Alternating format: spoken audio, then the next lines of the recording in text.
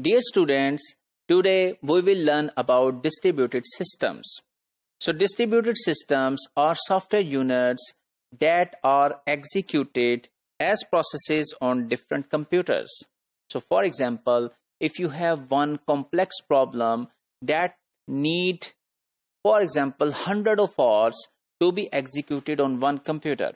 So one of the strategy is that you distribute the load of those 100 hours to 100 computers, and those 100 computers collectively working together can come up with the execution of such a huge and complex task within 1 hour. So this is one of the possibility. So such kind of things are studied under distributed systems. So which softwares are distributed? With the networking technology's success, global information retrieval is being distributed. So for example, when you make a query on Google, so all of the data is not residing at one particular server. So Google is indexing huge trillion of web pages, and those web pages are distributed in different servers residing in the different parts of the world geographically. And then those parts are joined together based on the user query in a distributed way. Then company-wide accounting and inventory systems, computer games, even the software controlling the network infrastructure are designed distributedly. How it has evolved?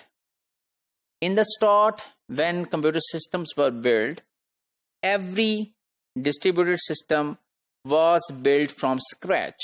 However, nowadays we have basic infrastructure available, and on that basic infrastructure, different vendors and different users can build their own distributed system platform applications. Those do not need to be developed from scratch. What type of distributed system and distributed system environments or architectures are available today? We have cluster computing, grid computing, and cloud computing. Cluster computing is many independent computers work together to provide computation and services.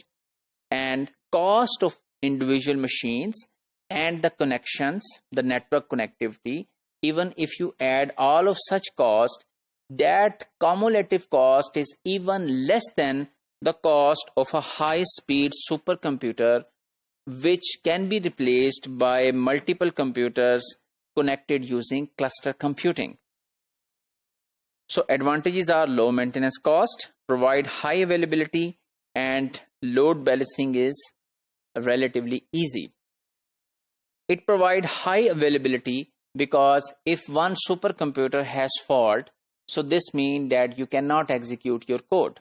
However, if you are using cluster computing and your code is distributed, at least the part of your code that is distributed to some computers which are active and alive, so that results can be combined together. And if only one or two computers get problematic, so those computers can be corrected afterwards, but your overall availability is high. And similarly, you can balance the load into different computers. Then there is a term known as grid computing.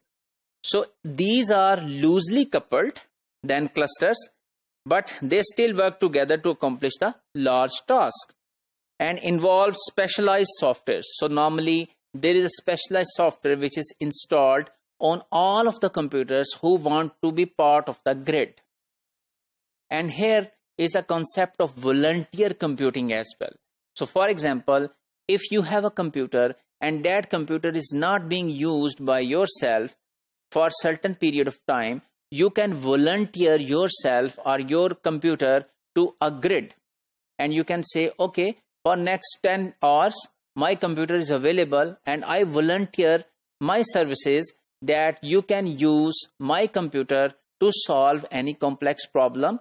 And in such a way, millions of computers are connected together.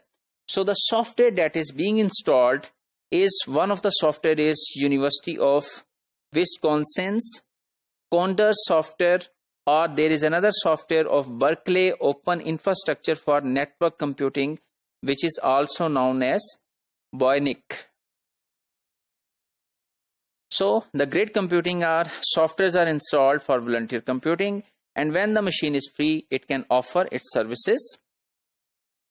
And then there is a third type after cluster and grid computing, which is known as cloud computing. So huge pools of shared computers on a network can be allocated for user by clients as needed. For example, Amazon Elastic Compute Cloud allows clients for rental value of virtual computers by hour. So you can store your data on their cloud and you can pay them hourly basis, monthly basis, and whatever the terms or conditions. Then similarly, Google Drive and Google Apps are also examples of cloud computing. So cloud computing is reasonable. It reasonably guarantees about reliability and scalability of the machines.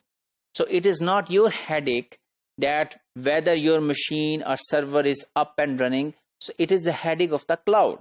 So they normally have very sensitive infrastructure and very up-to-date mechanisms that make them reliable and scalable. However, there is a privacy and security concern. So your data can be stolen by some other user. So these type of things are being researched by researchers around the globe. So if we summarize today's topic, we have learned about how the softwares are distributed and how they are studied under distributed computing. And we have learned three architectures: cluster computing, grid computing, and cloud computing.